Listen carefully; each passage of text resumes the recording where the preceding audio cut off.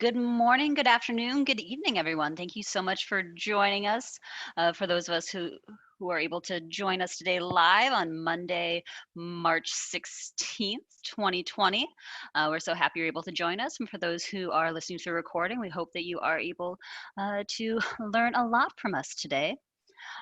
Thank you all for joining us for the SARTs and Prevention Consideration for Teens webinar that we are hosting today from the Sexual Violence Justice Institute based out of the Minnesota Coalition Against Sexual Assault. As we get started, I'd like to talk to you all a little bit about just a few little logistics. So your phone lines will be muted for the entirety of the webinar. Please chat in any of your questions or any tech issues that you might have. We do have staff monitoring the chat, and that'll be Sam, and they will talk to you a little bit more about what that might look like in a second.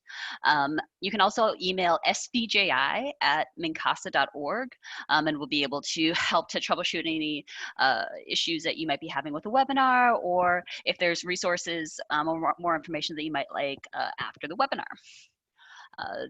Today's webinar will be recorded and sent out afterwards. Any materials that are mentioned will also be sent out, and that will likely be at the end of this week, early next week. And we really do want to thank you all for joining us in the midst of your social distancing or social isolation. As an FYI, Mincasa staff have been working at home now. We're going to be at home for about 2 weeks, but we are still up and running and wanting to provide you all the training and technical assistance and any sort of help that we might be able to provide for any of you. All right, and so just who we are. I'm looking through who the registrants were. I know that I've been able to meet many of you, but my name is Jolene Engelking. I'm the Rural Projects Coordinator at the Sexual Violence Justice Institute at the Minnesota Coalition Against Sexual Assault. My role is to work with rural sexual assault response teams all across the country, as well as state and territorial level leaders, to really improve the community response to sexual violence. Focused primarily on that multidisciplinary collaborative response and really providing strategies and training to help you do your work better and to help break out of this isolation, because I think that sometimes SART work can feel like you're kind of in it alone, but we really want to help you feel that you're connected and have a strong network of folks around you. So that is who I am. I'm going to be acting kind of as a facilitator today, and our primary presenter will be my coworker Adriana.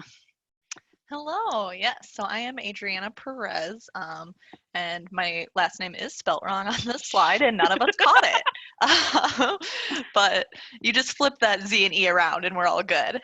So I am the Prevention Program Coordinator at the Minnesota Coalition Against Sexual Assault. Before that, I have also had experience as a youth advocate as well as a shelter advocate, and those roles are really what led me to wanting to do prevention work after interacting with so many inspiring and amazing folks and seeing how resilient they were. It was just always after a crisis that I interacted with them, and I really wanted to get ahead of the issue, which is something we will be talking about today. Similar to what Jolene had mentioned as well, doing prevention work can also feel super isolating and individualized. So we're really hoping to build that connection, get folks talking, and kind of build a bridge between how all of this different work can look. And making sure we're doing it all together. Thank you. And we also have with us Sam today. Sam has typed something in, and Sam, do you want to introduce yourself or? Yes, certainly. Thank you. Welcome, everyone. My name is Sam Schmidt, and I am the Prevention Specialist at Mincasa. I have experience working in higher ed for several years, doing student-led prevention efforts, and now I'm working for Mincasa. Just be aware during the webinar, I will be paying close attention to the chat window and alerting Jolene and Adri to your questions and your comments. We may not be able to get to everyone's questions, but I will collect them in a document and share with everyone after the presentation. Also, if you have suggestions or resources for other participants, just feel free to share that in the chat box or follow up with the participant individually. We're happy to take your questions and look forward to working with you. Thank you so much, Sam and Adri. All right, so what are we going to talk about today? All right, so today we're going to start out by doing a little bit of an overview of what prevention efforts and prevention work actually can look like. Well, throughout the whole entire thing, really keeping a focus on what are some considerations that teams and team leaders might want to consider as you're thinking about doing prevention work? As well as discuss some strategies for teams who want to engage in that work, and how you can kind of balance the sometimes feeling competing roles of prevention and response work. And hopefully we'll walk away with some tips and tools to guide you as you continue to do this work with your team. All right, so we talked a little about what we're going to talk about, but why? And I wanted to just take a moment to kind of share how this webinar came to be. As many of you know, Sexual Violence Justice Institute has now been around for about 20 years and really has been working and honing that expertise on sexual assault response teams in this time. And historically, we have kind of taken a stance that prevention and response should be separated out. And I understand many of the reasons behind that, but as I've started to work in a lot of communities, I'm seeing that it just keeps bubbling up. Both new teams who are just starting, or teams who I've been working with for years and years, and who've been working together for even longer than that, are wanting to really engage in prevention work. And some people aren't quite sure how to do that. And I've recognized that it's hard to take a strong stance. And so I really wanted to kind of think about what that might look like. And so while still maintaining a strong focus on what is this purpose of a SART, how is it a unique strategy for this work, and how are we helping teams really stay true to their mission and intent. But with that, I have been just like thinking about this for so long, and I'm like, I want to finally bring this to the people, bring it to SART leaders, and I really want to discuss it with some of my coworkers who are Minnesota-based typically, but who really have a strong expertise in the area of prevention work. And so we wanted to kind of do a little bit of a melding of this work together. And so to let you know, this is truly an experiment. This is something that we are just starting to really dive deep into, and we really want feedback. We really want to know what is working well in your communities when it comes to doing prevention work. What are some of those barriers that you hit with your teams? What are some of those things that you might have tried and realized this isn't really prevention that we're doing?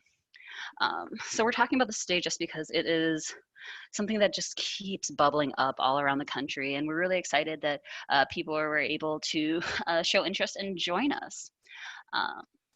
All right, Adri, would you take off now? Yes, I will. So we're just going to start with a quick story here. It is the story of three siblings. So unlike today in Minnesota, we're going to imagine a beautiful, sunny, warm spring day. Three siblings have packed a little picnic. They're out for a walk in a park. They're next to a river where they kind of settle in a nice spot and begin chatting and eating their lunch when suddenly they hear screaming coming from the river.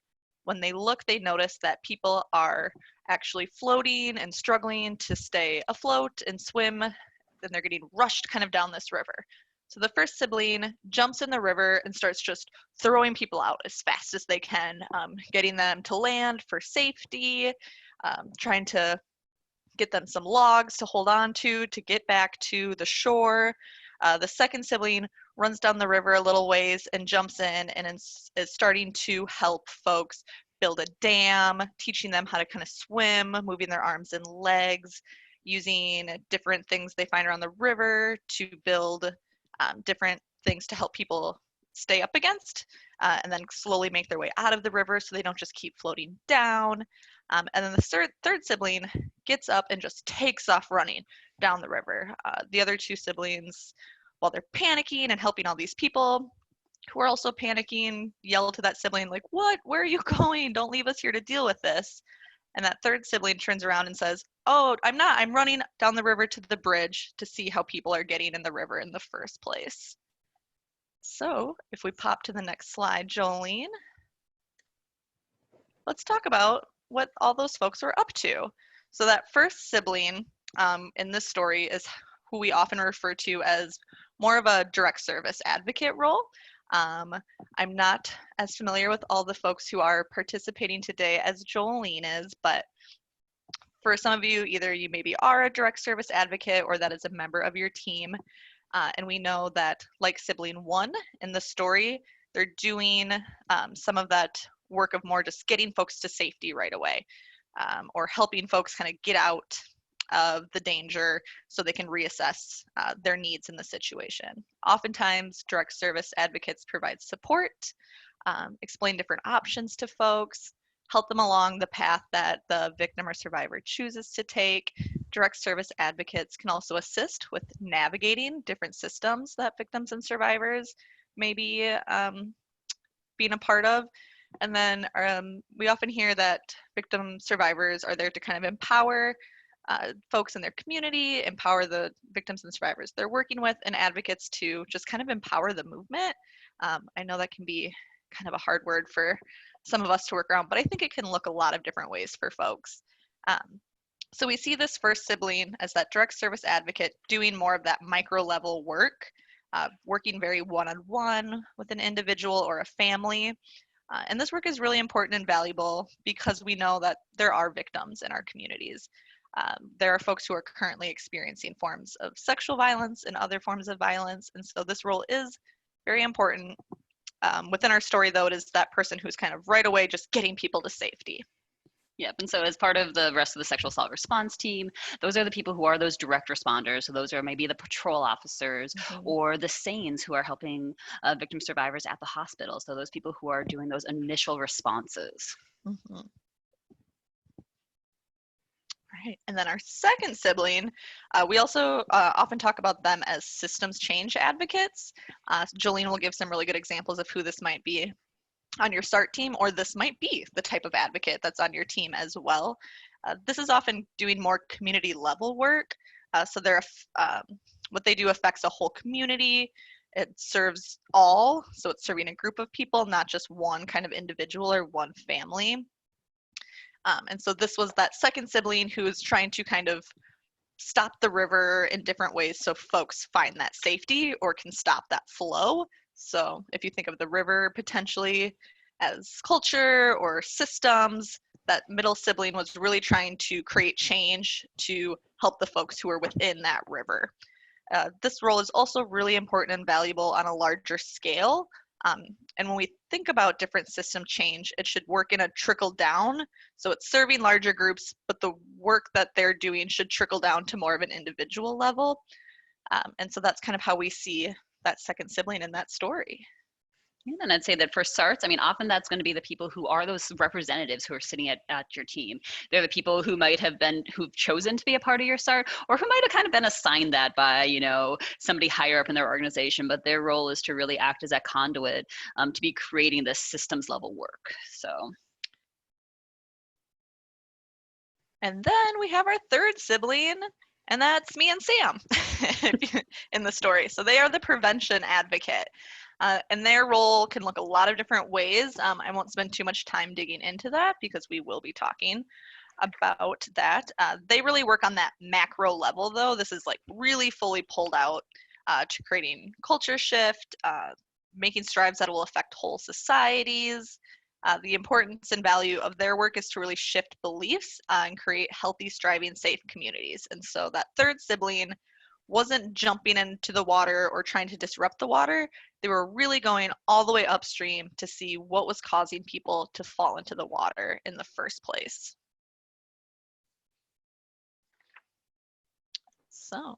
So yes, let's talk about our frame up.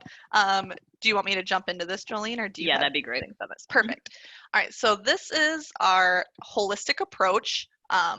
Our holistic model. It's something that we use at MnCASA both to frame up kind of the work we do as well as the work of the movement. So we have victims and survivors are really at the center of the work that all of us do. And these are kind of the different levels that we talked about within this story and the different levels we often see happening of work in our movement. So the circle is all encompassing. It's not like small. I know it's small to big in this image, but what we're really trying to show is this all fits within one circle. So not one thing is more important than the other. They're not like smallest to biggest in a triangle stack. This is really, everything is within the circle and we're moving from a micro to macro level within that circle. So again, victims and survivors are really the center of our work We have direct service advocacy, we have systems advocacy and systems change, and we have prevention work. And they all need to be happening together at the same time. So we can't just be doing direct service work because we need to be doing prevention to really address the issues of what is causing the violence, but we also can't just do prevention work because we know folks in our community are experiencing and have experienced forms of violence. And systems advocacy really kind of shifts between all of these different levels in a way, and provides its own unique twist to the system, both in a way that can be preventative and in a way that best serves victims and survivors and a response to victims and survivors.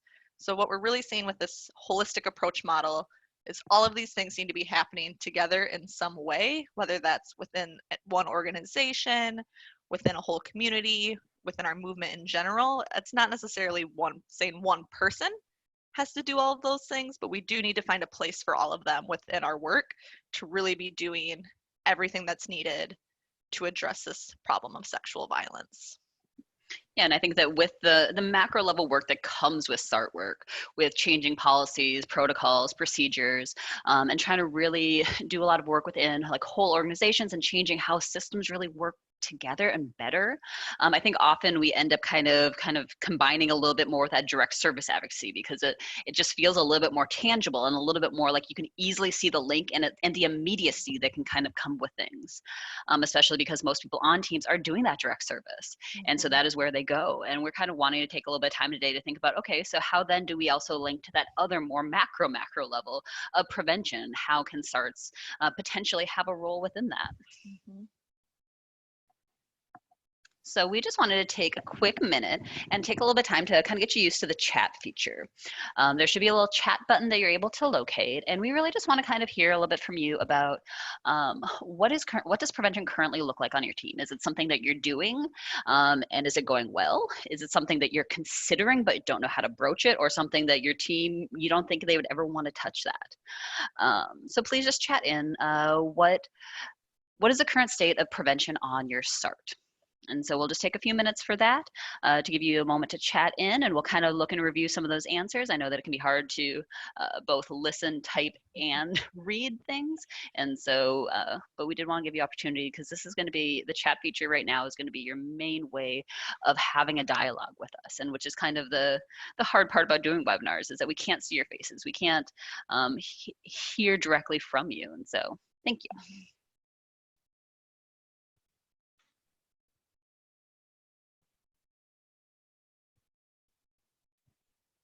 Give you just a minute to chat in. And Sam, if you would like, this could be an opportunity for you to pop in and read some responses as they come in, if that works for you. Absolutely. Looks like MK Francisco said, I am the only one on our team funded by the RPE grant. I am the community coordinator / prevention educator. And I think that that is something that is really common on teams, is there might be one person who prevention is directly within their role, and they might either have to be the champion for that, or they might have to understand the SART in itself might not be the place for that sort of work and how to kind of work within that. Yeah, and I don't believe I have any slides now kind of thinking back on it around the barriers of doing prevention work. I don't think I covered that very much in this because the whole point is to really show you different ways you can engage in prevention and how prevention can look. But funding is a huge barrier for prevention kind of across the board. So that RPE funding is rape prevention education funding, and that comes from the CDC and then typically goes to either a coalition or the health state department and then gets put out in different ways through that. And so if there is limited funding to do prevention, that can make it super challenging to even get a grasp on. And Rita Snyder-Cotter just commented, no real prevention work happening now, but we are currently applying for a grant to be able to focus more on this. Kay Peluso just commented, our program has a sexual violence, sexual violence prevention educator who's on a couple of our SARTs subcommittees, creating community awareness and working with the colleges.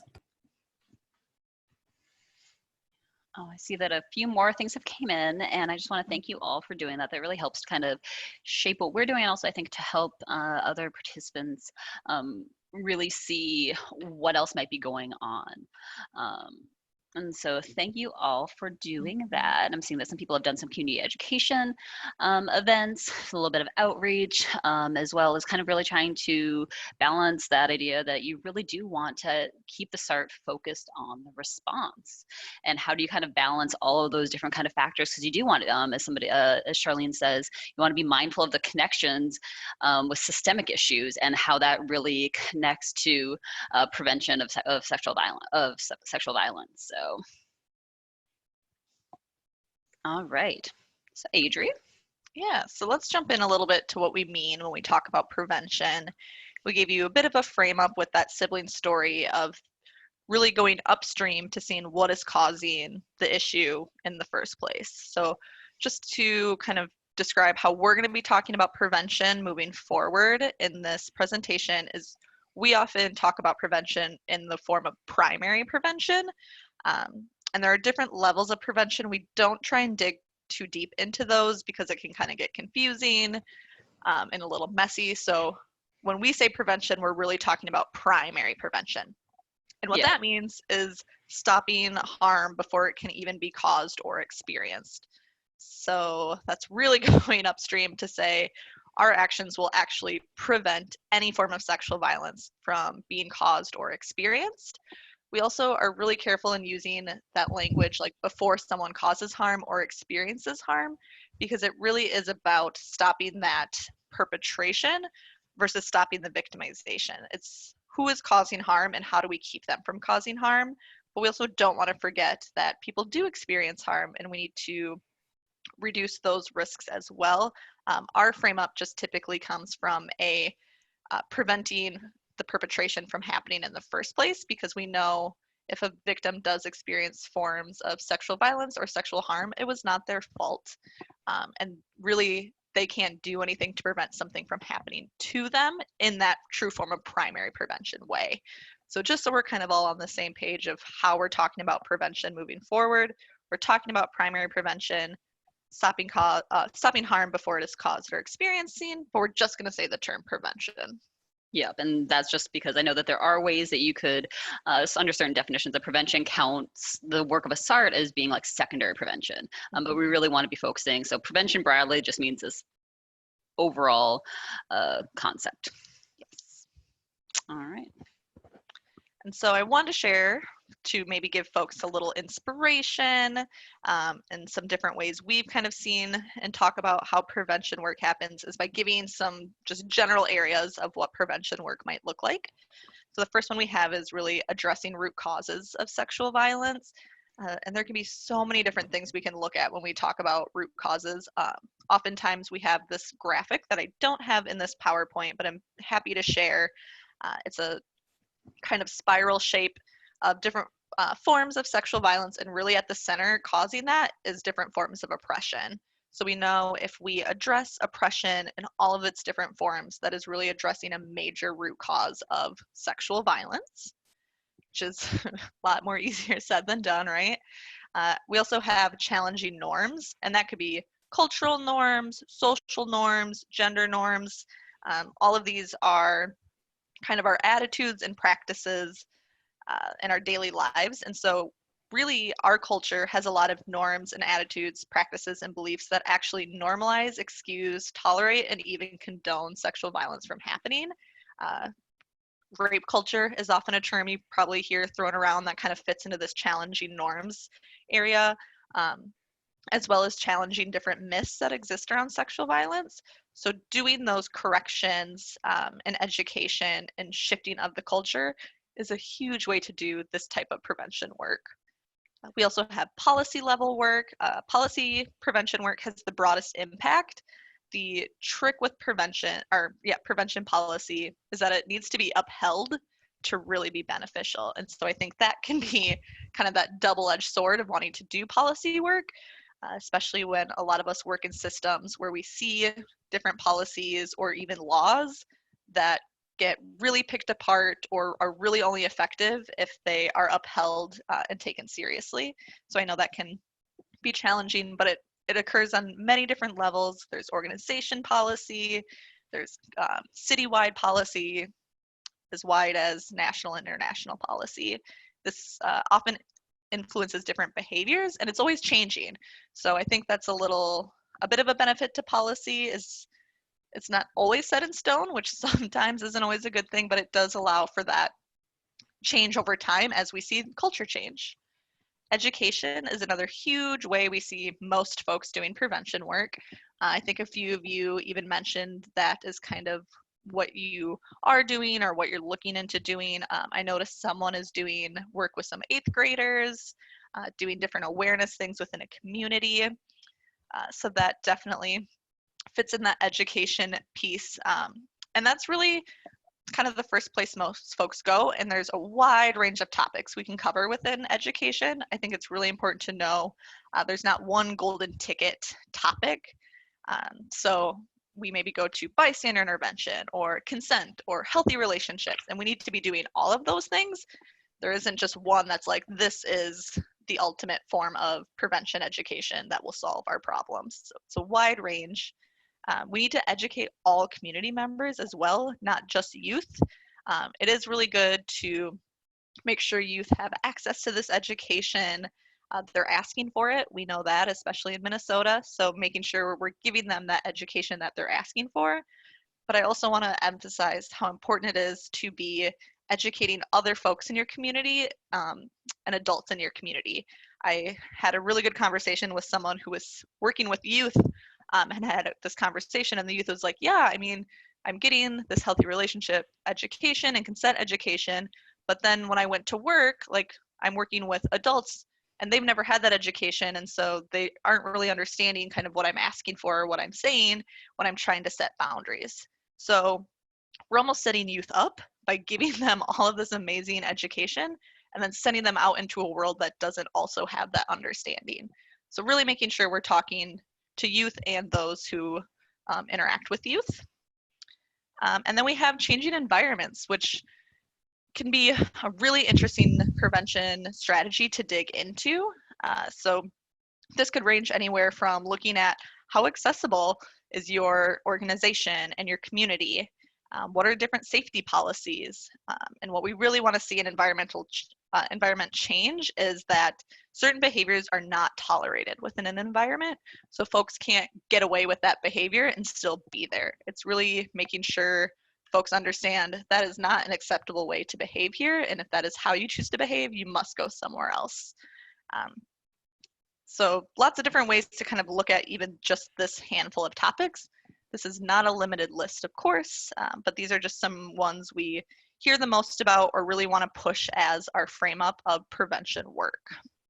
Yeah, and Idri, so like sometimes, a lot of times when I'm working with like different communities, one of the things that I hear, like one of the reasons why they want to do prevention work is I think because they think it's easy and tangible. And in looking at this list, I don't think this looks easy. Right. And I think that's really the hard part about prevention. And I feel like something you had mentioned earlier, Jolene, of this webinar really came out of some organic conversation we were having, is that whatever I would kind of talk about what was happening with prevention and different challenges and ways to look at it, you're like, oh my gosh, that's like exactly what's happening with our teams, or these are very similar themes. So I think having that frame up of this is huge and overwhelming and can look a lot of different ways, but it doesn't have to. So prevention can be super actionable and tangible, but it's more about the approach and the goals of the approach. So yes, prevention, we can think about it, be like, oh, I'll go do a classroom presentation. And then you kind of dust your hands of that and give yourselves a little thumbs up. That's such a small piece of it. So it's really taking kind of that idea and how does it fit into a bigger prevention framework? Exactly.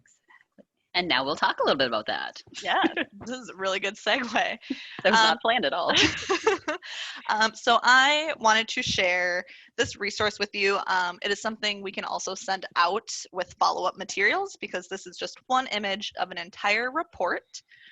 Some of you, especially if you have some of that RPE funding, are probably pretty familiar with the CDC Stop SV technical package. It's a whole report on what the CDC is saying are best practices of doing prevention work. So this is the model. It's, the STOP, SV all stand for different strategies, so that's kind of fun. Typically, when we are talking about the kind of prevention work we are at MNCASA, we're focusing just on that stop part. The SV is to support victims and survivors to lessen harms. Of course, this is a huge value to us at MNCASA. This is a huge value to us as prevention folks.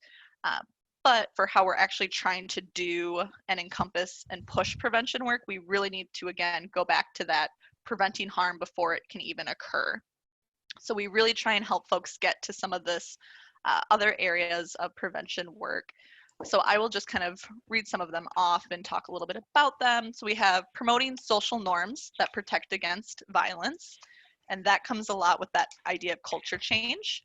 Teaching skills to prevent sexual violence, that education piece. Providing opportunities to empower and support girls and women.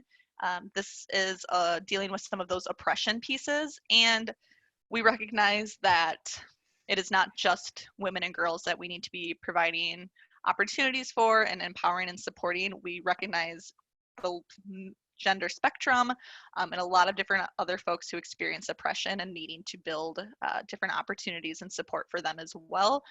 So again, this isn't MNCASA's language, it's through the CDC. And we do know girls and women, for a variety of reasons, are experiencing different types of oppression as well. But to really make sure, if you want to focus on that section, making sure you're doing it well to also support a wider range of communities, not just girls and women. They should be a part of that, but how can we also expand those efforts to address different oppressions happening within our communities? And then we also want to create protective environments. So again, some of that environmental change pieces.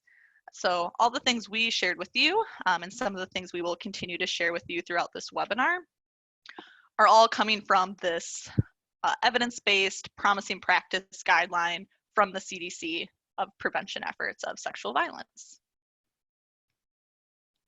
All right, and I love this image that you have, but I'm gonna have to say that this next image that we're gonna be talking about might be one of my favorite things ever. So this one right here. Woohoo, here it is. It's the spectrum of prevention. I love it. Yes, this is, when I first saw this doing prevention work, I was really freaked out, to be honest, because I was like, oh man, that is a lot of things to look at, right? And they really vary in different strategies, but that's kind of the point of it. So this is a really amazing tool. It's the spectrum of prevention, and really what this is saying is there's so many different ways we can engage in prevention, and just finding the one that works best for you. So we can think of this when we're trying to envision what our prevention work should look like. And what we're really showing is many parts are in play at the same time. It's not maybe just one of these. And so I'll talk a little bit more about that. But prevention is truly the most successful when multiple factors are happening together and at the same time. So it's really about how can we find ways that reach across the spectrum. We usually call it stretching a strategy. So don't create strategies that fit into every part of the spectrum. Have a strategy and we stretch it across. So I actually have a little example of what that could look like. So there was an advocate here in Minnesota who was doing, they were doing sexual violence work specifically, often doing a lot of call outs. They were starting to notice that the majority of the call outs they would get would be after bar close. It'd be folks who had been downtown, typically at the same bar or kind of same couple bars these folks were reporting after being at or even experiencing incidents happening at. And so this advocate was like, okay, here are these themes. What can we do about them? And the organization they were with had never even talked about prevention work. It wasn't really a thing they were thinking about or working on. So they had to do a lot of self-research, which is strengthen individual knowledge and skills, this little bottom piece of our spectrum. So they were doing a bunch of different research on how do I notice a trend in sexual violence? What do I do? And they actually learned about primary prevention. So they were looking at different strategies. They knew they could not do this work kind of on their own. So they had gathered some of the partners they'd been working with. They had talked to law enforcement officers, campus folks. They even were reaching out to bars where they were hearing folks were experiencing things, and also bars that the law enforcement had reported having different conversations and relationships with. And they were having these little community meetings, which kind of is building their own team, right? But they didn't notice it at that time that that's kind of what they were doing. But that made us bump up to that green box, which is fostering coalitions and networks. And so from their meetings together, they decided they wanted to do a safe bar initiative. And what they would do is they would go to bars in kind of their service area, and they would provide training for all of the staff. They would have meetings specifically with staff management and bar owners. And they would also do bystander intervention training and provide different materials to hang up within the bar that would promote that, hey, we're a safe bar. We've been trained to handle different situations. If you're uncomfortable, here's how you can report that. And so that went straight to the educating providers piece. And within that, they were doing different press releases and talking to different folks who frequented bars or were really part of event culture. So they were promoting community education as well. And so they really hit all of those bottom 4 boxes with this one strategy. They stretched it. And these top 2 boxes are where folks typically struggle the most when they think about prevention work and how can they do that. And the Safe Bar Initiative stretched all the way to the top.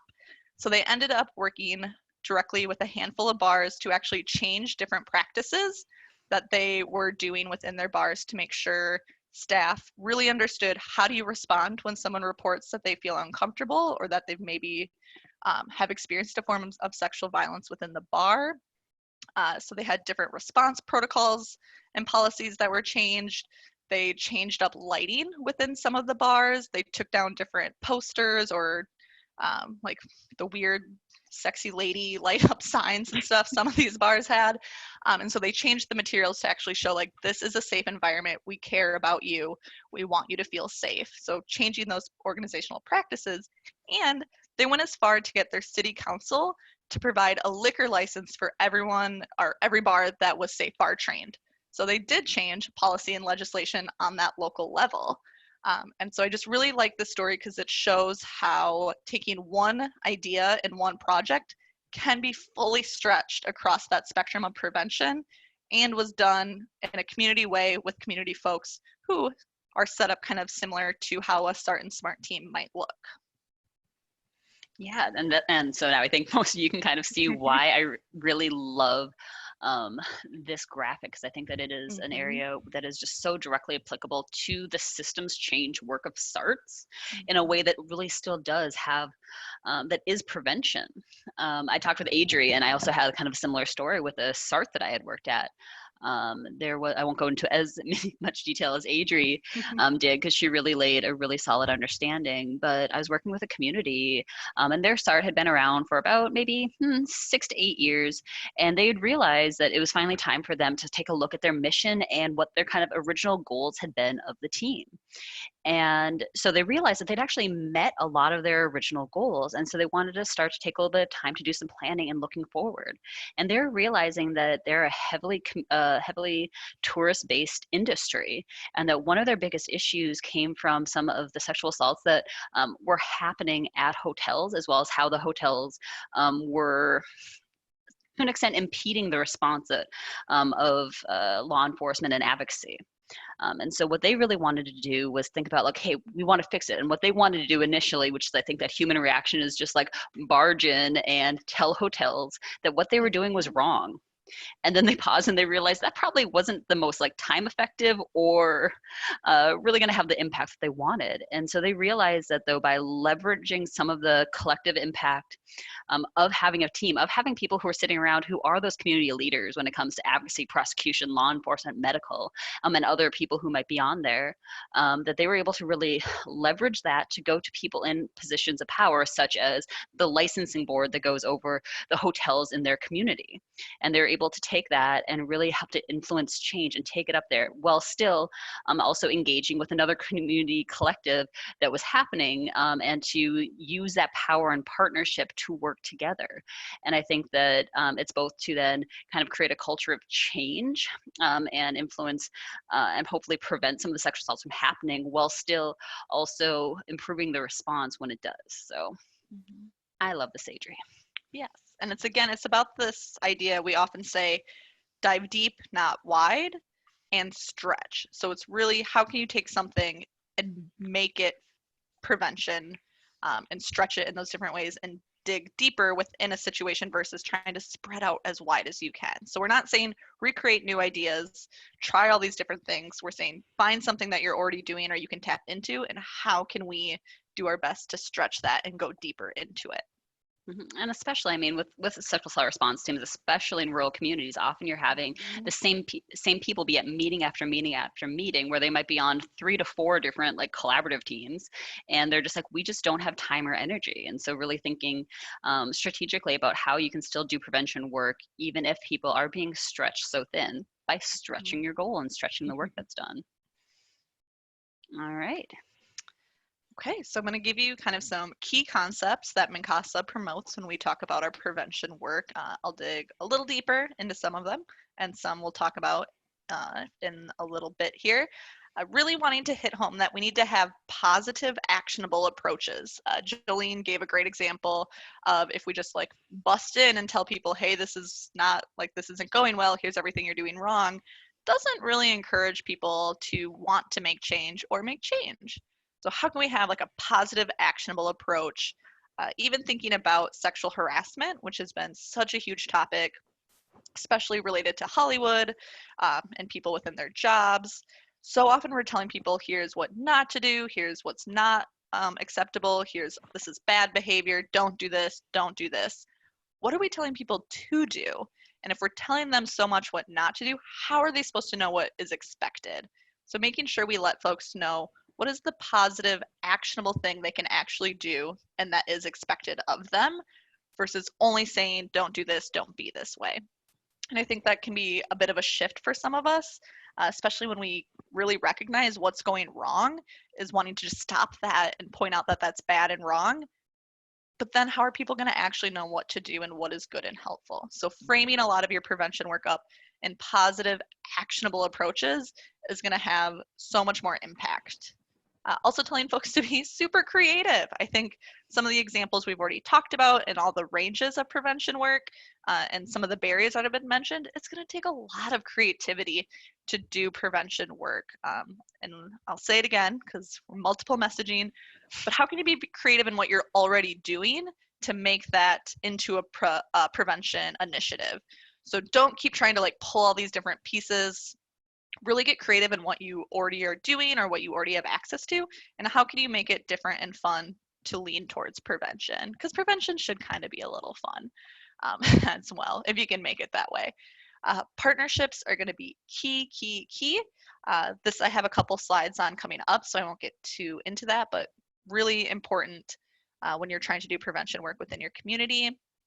Evaluation, we always talk about evaluation when we talk about prevention work, for multiple reasons. One, it's really hard to evaluate. How do you evaluate something you're hoping has stopped and isn't happening? How are you evaluating change over time? Because prevention is not going to be you gave a presentation or you did an entire curriculum and suddenly things have changed. We're trying to evaluate behavior change, attitudes and belief change, and that can take a long time. So it's hard to evaluate. But the importance of evaluating the work we do is because of some of these barriers you had mentioned. So there's really not a lot of funding, or it's really hard to get access to the funding. So if we evaluate our work and can show how it is impacting the community in a positive way, that's really important to help getting more funding or to access funding. But it's also important because we don't need to keep doing things that aren't working. So as hard as it can be, if we evaluate something and we're not seeing the change we want to see, we need to reevaluate what we're doing. So it's really important to find different ways, get creative with evaluation the same way you're getting creative with your prevention work. And we can always provide different TA around that at MnCASA, or potentially at coalitions in other states that are also doing prevention work on how to do prevention evaluation. Your prevention work should be community driven. This again, I think, is something I talk about in a little bit here, but really making sure folks in your community are engaged in the prevention work you're doing, and you're doing prevention work that best serves your community needs. And then balancing this evidence-based, and we call them promising practices. And that can be really hard because a lot of folks, like school administrators or legislators, they want to see that specific evidence-based, it's stamped to work kind of curriculums or programs. But we know for things to be evidence-based, that often means they had a lot of money thrown at them, and they also typically serve more kind of that general white middle class youth population, which is not all of our communities, and not all of our communities that are being the most impacted by sexual violence. So we also like to really push up promising practices, again, why that evaluation is important, that there are other ways to be doing prevention that aren't always this stamped evidence-based approved model, because we know just because it is evidence-based doesn't actually mean it works for everyone. And there's a lot of privilege and access to getting something evidence-based, and who does evidence-based actually served, and what is actually being counted as that evidence. So it's a hard balance, but really when you're looking at different prevention work you want to do, keeping an eye out on what is evidence-based, what does that mean and look like, and what are some really awesome promising practices you're seeing, and how can we continue to uplift those as well. All right. And so I just want to kind of take a little bit of time, because I also feel the need to put this slide into every single presentation I ever do, because I care about it so much. For those who've been around the SPGI realm for a while, when we're talking about the work of a sexual assault response team, particularly systems change-based teams who are really kind of taking that macro level look, we talk about how teams need to be always operating under a continuous improvement model. And we have the one that we use is what we call the phase of systems change, where you take time, you assess the status quo, you're really seeing what is truly happening in your community, with victim survivors, with the response within your team. And from that, you really need to make a change. Is that a change in policy, protocol, procedure, or even just the way that you communicate with each other? And then from that, you always need to be, as Adrienne mentioning, like always evaluating, always measuring the change that is really going on.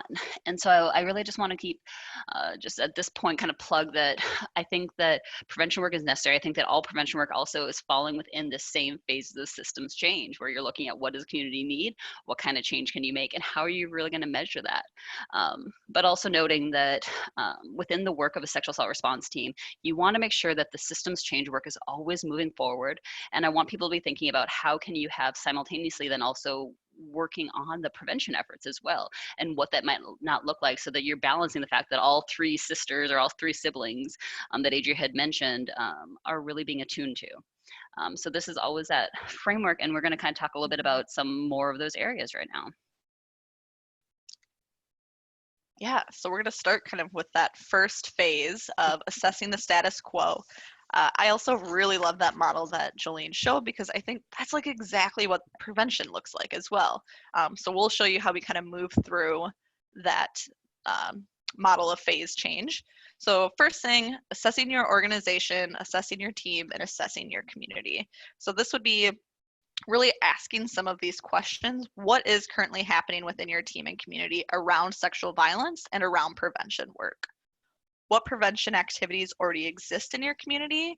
And does your current work or future goals include prevention? So this would be a time to really just evaluate what is happening and take note of, what are you doing as a team now? What do you want to be doing as a team in the future? What is currently happening within your community? Maybe you're a campus community, and that's going to look really different when you do an assessment versus a super rural farm community. So really knowing what is being experienced within your community, how does that fit in the framework of sexual violence, and what are some themes and trends you're seeing, and how can we start to address those? So taking the themes and really looking at what might prevent these from continuing to happen. And these can be some hard conversations, because they might have to move beyond your team to really get familiar with what is happening out in the community. Having some hard conversations with your team as well around what is even happening within your team, who is represented, how are they connected to the community and prevention work in different ways. And then you could also take kind of these assessments and ideas beyond your team and really going back to your own organization. We like to make folks really think about what is happening within even their own workplace, and is that promoting the same beliefs and models and systems that you're all trying to work towards. So this is just really showing, here's a lot of different questions you can ask and really digging into why are you doing what you're doing, what is currently happening, what do you want to see happening, and how do you get there? Yeah, and I think that one other thing that I'm just going to be kind of blunt about is that I think that teams also need to be assessing their own expectations and capacity for doing this work. I think that often teams are like, we want to do this, we want to do this huge project, we want to do this, we want to do that, and then they are expecting the coordinator, who is often based out of an advocacy program, who is often the lowest paid person on there, to stretch beyond their own abilities. And I think that we really need to be thinking about, what are we asking of the people on our team? How are we holding each other accountable for doing this kind of work? Like, yes, if you want to do prevention work, that's great. Is there the capacity to do it, or do you have to really be scalable with your expectations about what that will look like? And also, are you pushing work on somebody who does not have the capacity to be doing that? And so I just really want people to always be thinking about that. Yeah, and maybe when you're doing the assessment, you learn you're not the folks in your community who are the ones who should be doing the prevention work or holding the prevention work. And that's okay too. So I want to stress that it's important to really look at this, but also know you don't need to assess to then do. It's really important to assess and realize maybe we aren't the ones to do it, but then how can you kind of continue to build up that support within your community, which we will talk about in just a minute here. Yay. All right, don't reinvent the wheel. This is something I shout from the rooftops every day at Mincasa when it comes to prevention work. It's okay to not know everything, and not everything is going to work within your community or organization, but you do not need to start from scratch. There are already so many amazing tools and resources available. And that's not saying that you can't kind of adapt or change or update something. It's just, don't kind of look at things, be like, this doesn't quite work, crumple it up, throw it out the door, and try and create your own thing. It's really not necessary to take that time and energy to start all over from the bottom and build a completely new thing. And if you don't know where to find the wheel, that's what we're here to help you with. And other agencies within your community are there to help you provide different knowledge and what they've experienced and how we can transform that into really successful prevention work. Because chances are really good, one, prevention is already happening in the communities you're working with in a lot of different ways that maybe just aren't recognized or looked into. And two, there's already so much really great either evidence-based, evidence-informed, or promising practice prevention that's already happening that you can tap into and use. And I'm hoping that's more of a stress relief for all of you than a stress causer, knowing that you shouldn't reinvent the wheel. But I think it's really important to think about, especially when we really get fixated on that education of youth piece, and how can we be providing different presentations and curriculum. We have access to a lot of curriculum at Mincasa. We have a lot of knowledge around different curriculum that exists that we are more than happy to share with anyone who is interested. And we've noticed that our members often get access to this curriculum through us, find pieces they like, and then we call it the hodgepodge approach. So they have maybe a little bit from this curriculum, a little bit from this curriculum, a little bit from their own kind of background and knowledge, and that's the presentation they create. And there's nothing wrong with that, but if we're really trying to do prevention work, it needs to be consistent and it needs to be over time. So a one-time hodgepodge presentation is not prevention make. So really looking at what are tools that already exist that we can help, again, stretch across all these different layers. And like I said earlier, there's some really great evidence-based prevention. The Safe Dates curriculum is probably one we hear about quite a bit. Some of you folks might be familiar with that already. So what's good about that curriculum is it has been confirmed to be evidence-based. So it's got that evaluation and stamp of approval. However, we have not seen it updated in quite some time. So a lot of the material within the curriculum is pretty dated, and youth catch on to that real quick. So we're not saying, okay, then throw safe dates out the door and kind of take something else from that. We're saying literally just kind of give it a little update. Use some different language that youth are going to connect with more than what's maybe in that curriculum. Adapt these curriculum to really be working with and serving the populations you're working with versus noticing nothing's working, and so you have to kind of take up the torch and restart something. All right, so let's talk about partnerships because you cannot do this alone. So I'd like you all, I put in this little chat image to help folks know that this will be a time to chat in with us. And my question is, what are you looking for in a partnership? And so I'd love to hear what folks have to say around that. And I'll give you a second here to chat in.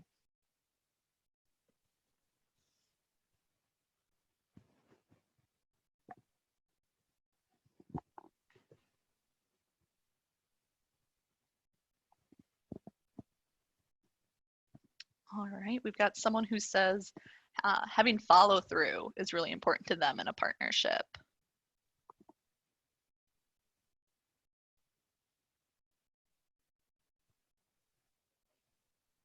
People who fully participate in planning and execution of the work. Yeah, so not just being there for the ride, but they're actually taking part in ownership and helping make sure the plan is laid out and going to work. Follow through again, super, super important.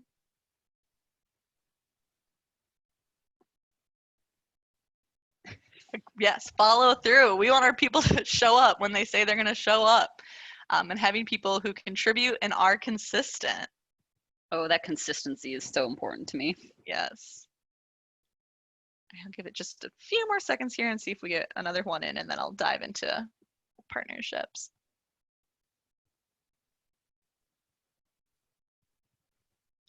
Oh, diversity in the communities they serve. Yeah. Really wanting people to be aware of other education and resources that are available. So diversity and kind of representation on your team and making sure they really know kind of who's in your community and are representing your community. Yeah, those are all. Oh, go ahead. I was gonna say, does your SART reflect your community as well as do external people who you partner with help to complete that? Yeah, looks like MK Francisco is also chiming in. Genuinely care about the victims. Yeah, so I think that goes back to that really contributing in a meaningful way and making sure folks are being a part of the team. So these are really great expectations in a partnership. And so here's where I twist it a little bit and I say, those are the expectations you should be doing as a partner then too. So a lot of folks talk about how do we build a partnership? What do we even do as partners? And so I think it's really important to think about what do you value out of a partnership and then making sure you're doing that as well. So you guys mentioned some really great things to be looking for and be doing as a partner. So I have some other kind of things around that. So like you had all said, really important in a partnership is not one person or group can or should do all of the work. It's just not possible, especially when we're talking about prevention. Sam and I are a team at MnCASA, but us alone cannot be doing statewide prevention work. It's just impossible. Oh, certainly. So making sure that you have partners is really important because you can't do the work alone.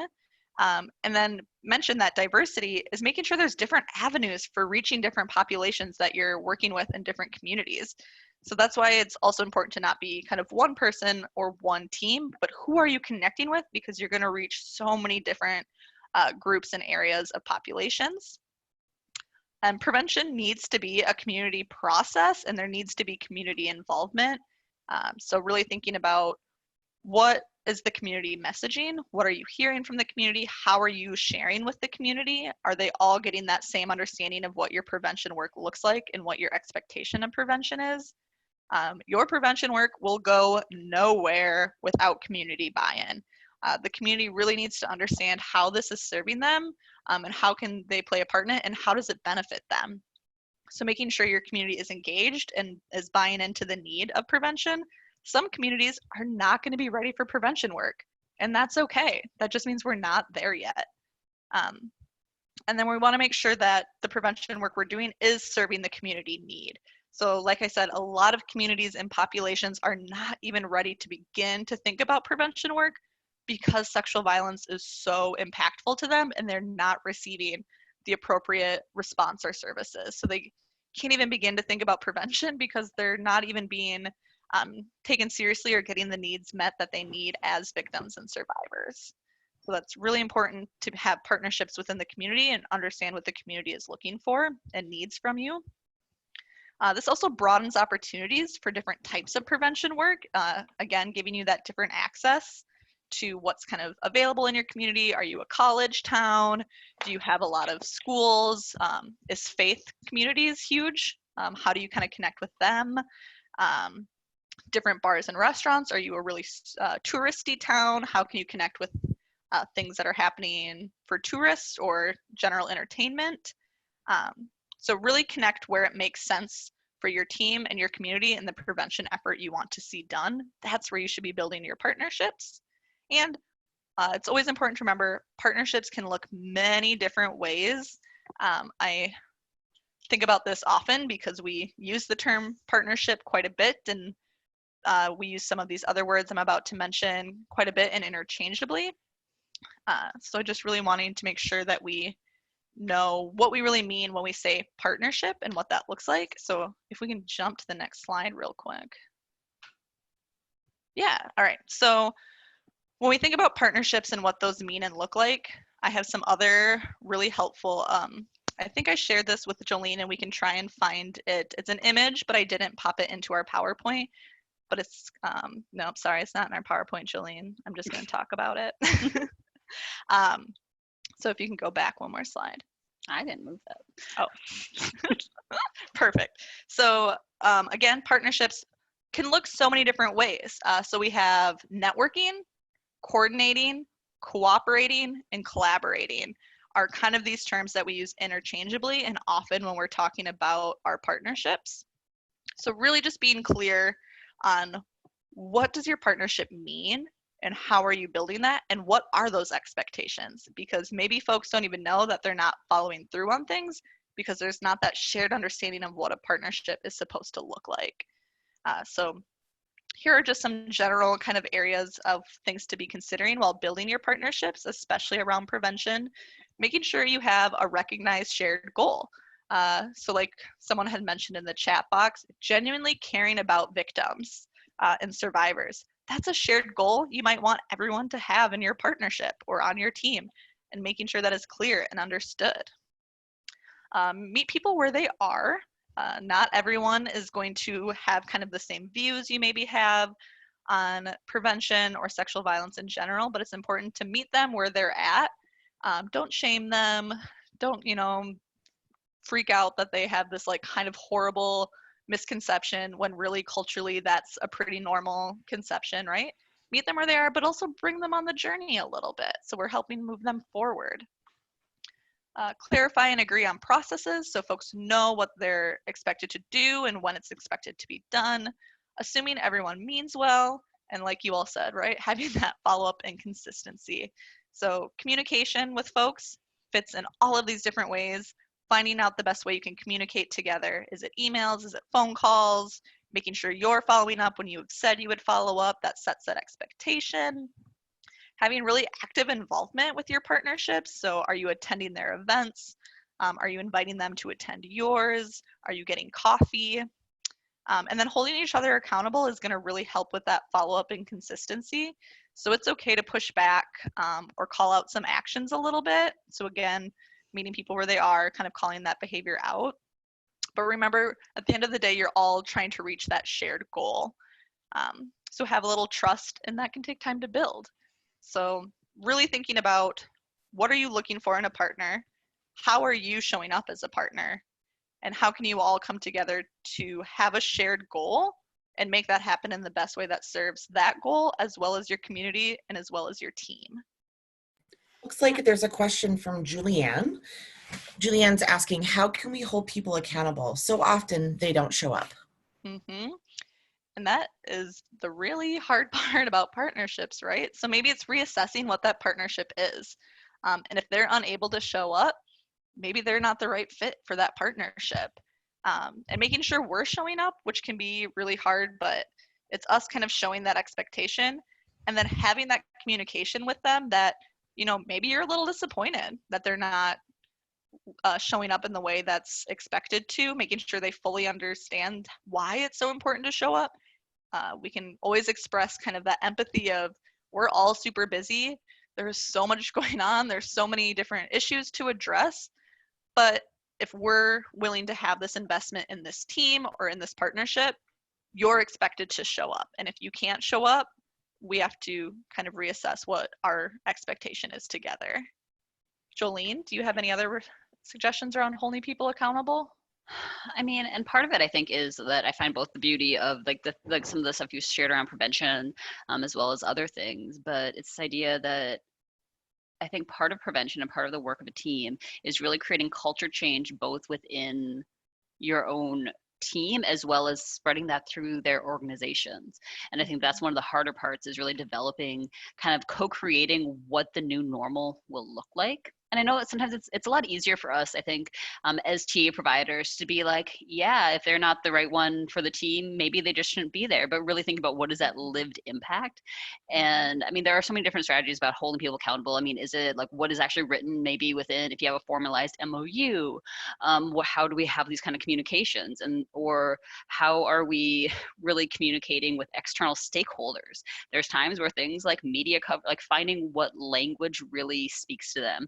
If it's media coverage, if it's other people in power who might be able to have some sort of level of influence. And I think it's also sometimes just naming it. And then there are communities where people do need to realize that sometimes that collaboration and that partnership just is not working at that point in time. And you might need to reassess it take a pause on that partnership and see what meaningful work can still be done even if they're not at the table. And so it's really going to be kind of maybe getting new definitions of what success is and what meaningful work of a team or partnership would be. Yeah, and what we've seen in prevention quite a bit in Minnesota, depending on the prevention work folks are doing, again, going back to that buy-in, which I think plays a little bit into why folks aren't maybe showing up or how we hold them accountable. It's really frankly kind of sucky, but it's really what's in it for them. And that's a hard sell, especially for a lot of us folks who are maybe in this because we are victims and survivors ourselves, or we are like, this is just the right thing to do. It's just good. We know it's needed and we know it's important. Why don't other people? Really holding them accountable to a degree could be selling it. What's the benefit for them to be accountable and to be a part of this partnership or team? And that can be going back to some of that getting creative part, but really part of prevention is selling it to folks so that they want to engage in it. And I've realized, I mean, because someone had mentioned that, one of the things that makes for a good partnership would be people who genuinely care about victims. And I want that to be true. I want that to be kind of what is bringing people a lot of the times to the table. At the same point, sometimes I've worked with so many communities, particularly some rural communities, who their people on their law enforcement or their prosecution don't think that sexual assault is an issue that happens in their community. And I think that it can be really difficult to kind of get people to sell people on genuinely caring about victim survivors when they don't think that it happens. And so really kind of thinking about like, what is the language that you're using? What are those angles that you're taking? So, and then there are strategies out there for helping to do that culture change that we can always follow up with later. So, but yeah. Yeah, and not to get a little cheesy with it, but make sure you're taking care of yourself. Because if you are really trying to do that culture change and it feels like you're the only one doing it, that can be really hard to maintain for a long time. And when you slip, that lets that expectation slip. So really making sure you're taking care of yourself as well and knowing that all of this takes so much time. Partnerships take a long time to develop and build. Prevention work takes a long time to develop and build. So take care of yourself while you're doing it, and you will continue to see the shift, which I feel like I keep weirdly like foreshadowing things that are coming, but we're going to provide a tool that might help with that a little bit. So I just wanted to do a little self-promotion of some prevention work that MNCASA is doing that I think could be really easy for folks to tap into. And I want to share kind of our story, how this model fits into actually the phases of systems change. So first, I'll just tell you what this is. So we have a prevention initiative called the Rosemary Project. It has like 2-3 minute animated video and then a handful of different resources that are all 10 tips to do prevention work. So we really, again, trying to make prevention actionable and tangible and really simple for folks. This is more for a general audience, not necessarily specifically an advocate or folks on a team. However, we've heard really good feedback that it's a helpful tool to start conversations. So really encourage you all to check out our Rosemary Project initiative and how you can get folks engaged in prevention efforts in a really simple daily life change action that'll help prevent all forms of violence in our communities. And so to get to the Rosemary Project, what we had to do was start with that, assess the status quo. The Rosemary Project launched, I should know a better date, but a couple years ago. So I think it's about 1.5 years old, which is exciting. But the idea kind of started around when sexual violence was in the news really regularly. So it was kind of right after the Me Too movement. Denied justice is happening, Time's Up is happening. Sexual violence is really kind of in the media in a way we've never seen it before. And what we were experiencing in Minnesota and at MNCASA, and what we were seeing kind of on social media is folks were really asking, like, what can we do about this? Like, okay, we see it, we understand it's happening, which was a huge shift from how folks had talked about sexual violence in the past. But what can we do about it? Like, folks were getting really tired of just being like, oh my gosh, another incident. What do we do? So MNCASA felt really responsible to respond to that and provide actions. So we assessed current actionable prevention work that was both at MNCASA and kind of happening in the state. And we took that to create this Rosemary Project initiative of telling people, here are things you can actively do to help prevent sexual violence. We did not want to reinvent the wheel. That would be so much work. And we really wanted to be responsive. So what we did is we actually used current prevention models and tools that we already were aware of, both of which I have shared in this PowerPoint, the STOP SV and the Spectrum, and we looked at that and how those tools could help us feed our strategy. And then we really just took MNCASA resources that had already existed but weren't really being shared widely, and we updated them and put our own kind of modern twists to them and created different audiences, but they were all based on these resources that MNCASA already had and already existed. And we couldn't do any of this without our partnerships. So we actually partnered with Twin Cities Public Television. They're basically our public access, what's the PBS. PBS, thank you. It's like another acronym. They're essentially Minnesota's PBS, and they animated the video for us. They show it on the TPT channel. They have a whole website for it. The Rosemary Project video was actually nominated for an Upper Midwestern Emmy, so it had a huge impact as partnering with them specifically. We've also been partnering with our health department, who gets our RPE funding, and we've done some different strategies to help with that. And then we actually have a couple of member programs and other folks across the state who are adapting the Rosemary Project to be kind of their community prevention effort. So that's super exciting ways that we've kind of done all of those different pieces of assessing, not reinventing the wheel. We're actually in the making the change. We're going to figure out how to measure the change, because again, that can be really challenging, and tapping into our key partnerships. So I think that's a really good example of how prevention can fit into that systems of change, and it goes through those same phases. Yay, it's such a wonderful, amazing project. So we'll definitely be sending the information out about that with the webinar materials afterwards.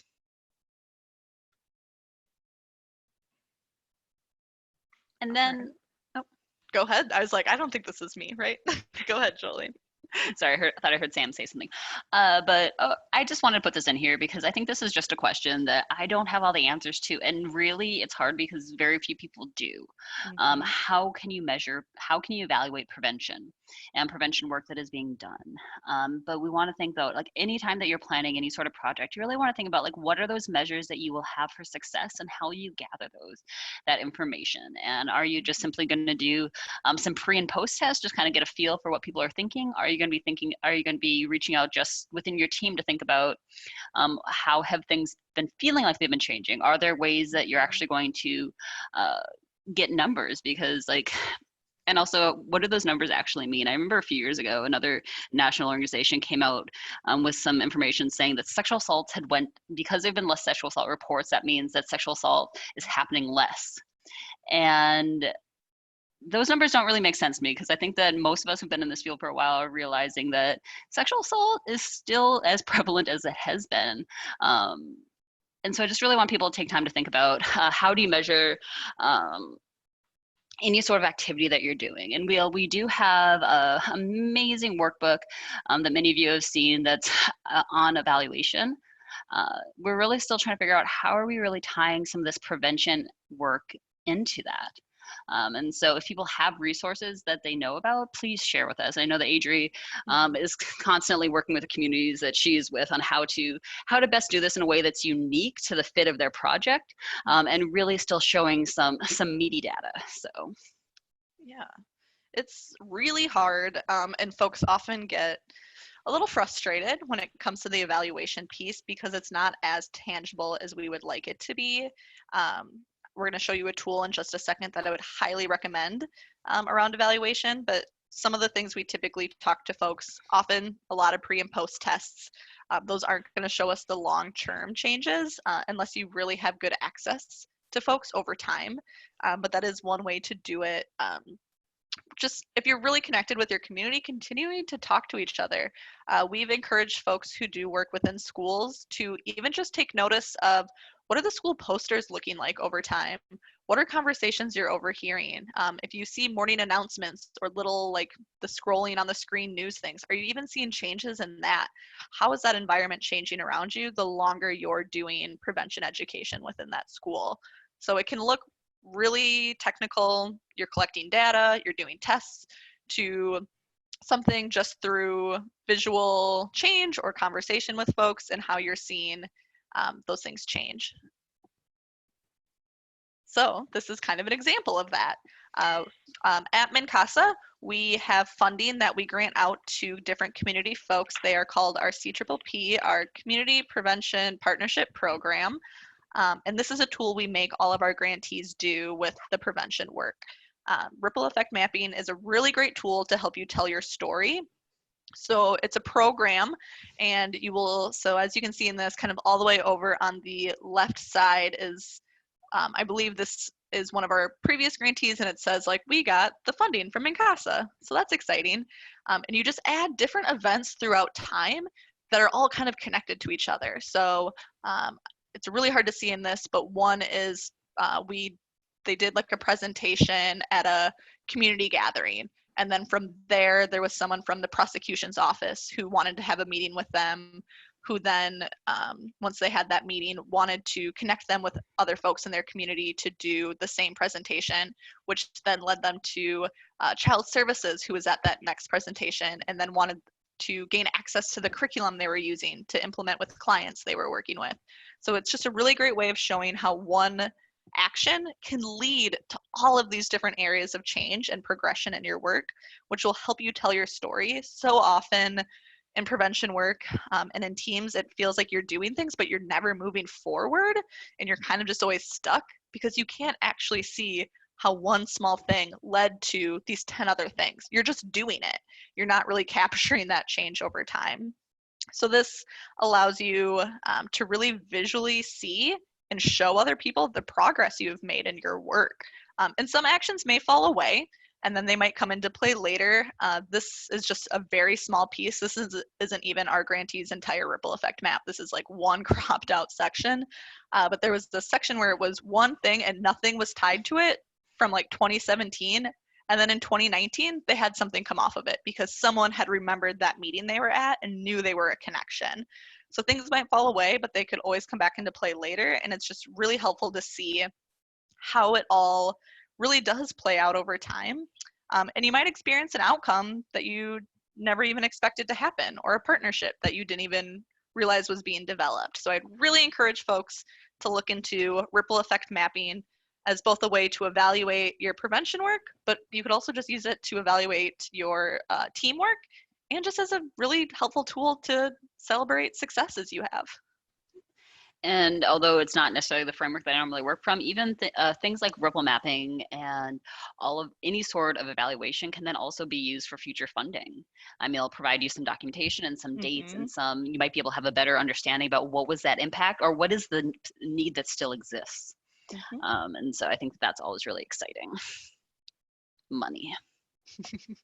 We need it.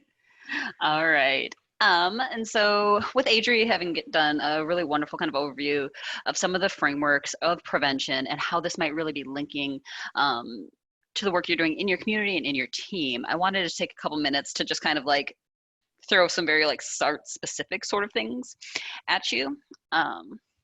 One of the things I really want teams to always be thinking about though is how does prevention work fit within your team's mission and scope? I really always think that teams should be constantly going back to their mission. And does their mission still fit the work of the team? And does the work of the team fit within that mission? I often see teams who start to very much do mission drift, who start to take on all of these other endeavors that aren't really within the realm of that team, and it's probably better placed than somebody else's wheelhouse in their community, or there's somebody else who's doing that exact same thing, and we don't need duplication. There's enough. We all are busy enough. We don't need to be doing somebody else's work.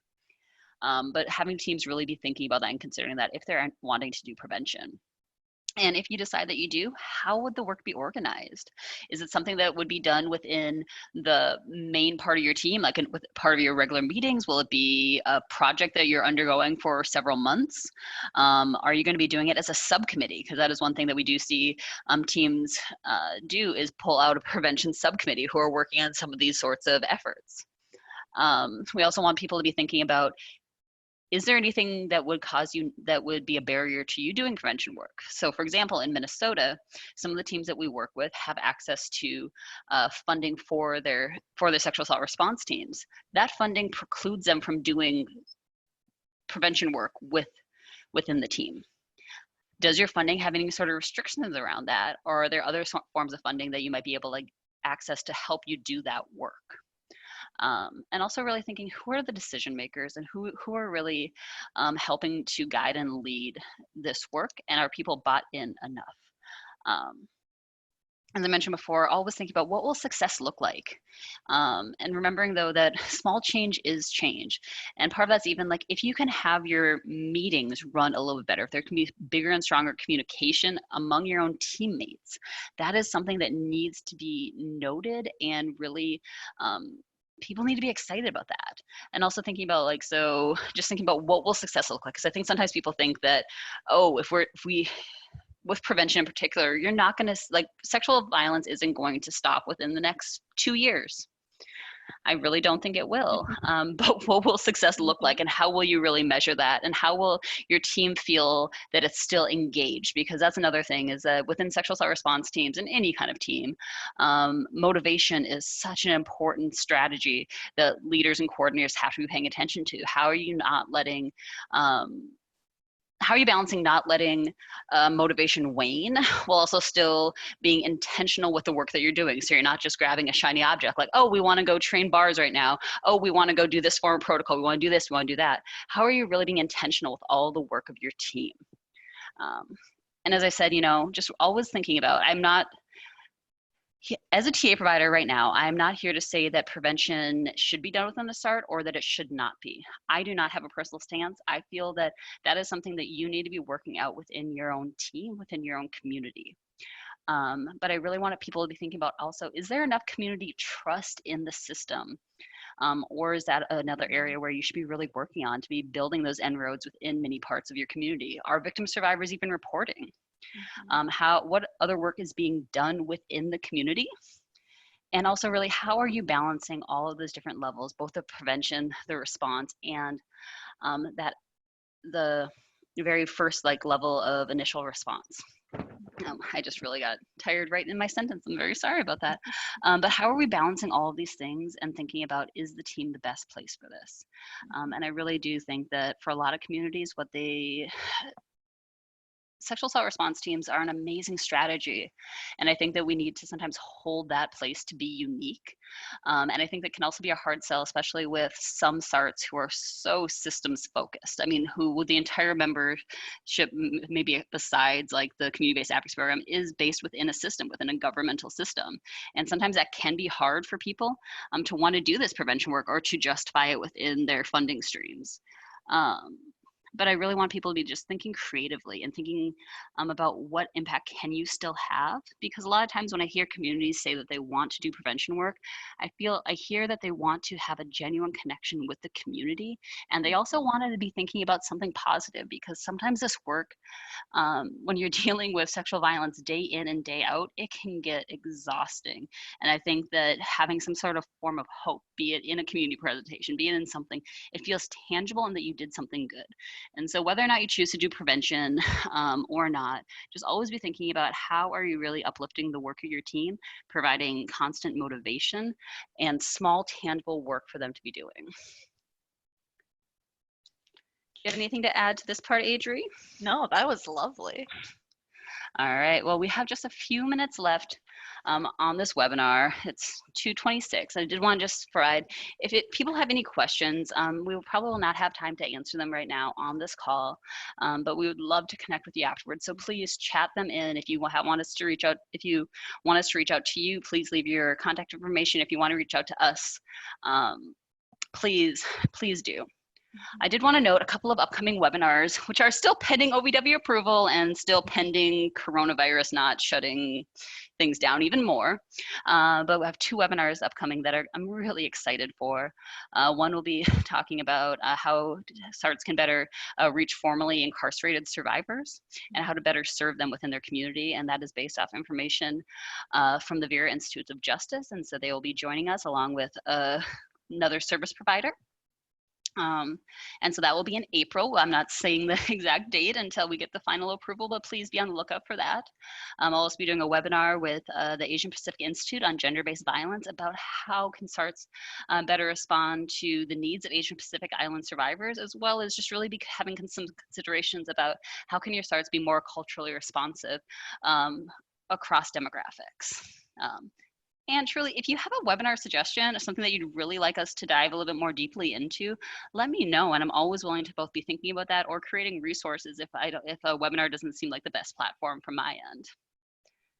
Here is our website. We do have some new resources that are up there. Please go look at them. I have my rural SART blog that comes out every Wednesday. And so please sign up for that if you want kind of a little constant thinking about how you can do a little bit better with your SART work.